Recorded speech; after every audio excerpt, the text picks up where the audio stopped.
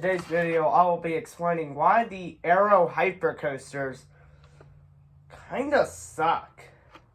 In my opinion, of course. So let's get right on with this video. So the first ever hypercoaster ever was Magnum XL 200, which opened in 1989, built by Aerodynamics. And here's the thing with Magnum. The first half is a pretty mediocre hypercoaster. The second half is got some crazy ejector airtime, but that can be kind of painful. Why, you might ask? The lap bars.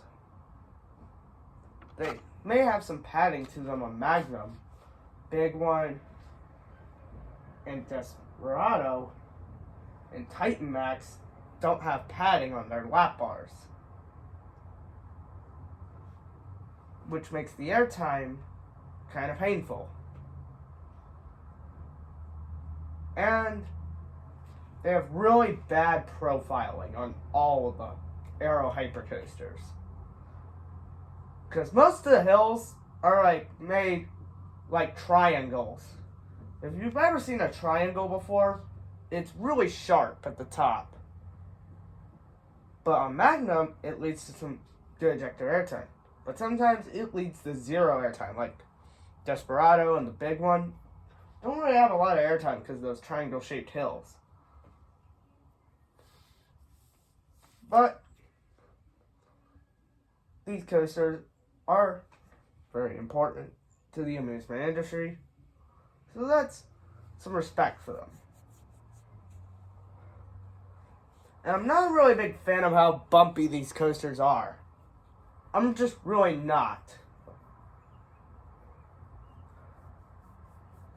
And these coasters really jerk you around. They're not very enjoyable. Like, if you think of Desperado, that ride could bruise your ribs, I've heard. Maybe not bruise your ribs, but really hurt you, because it's so painful. And next con with the Arrow Hypercoaster is the lack of airtime on some of these rides. Like, the Big One doesn't really have a lot of airtime. A lot of the hills are ramps,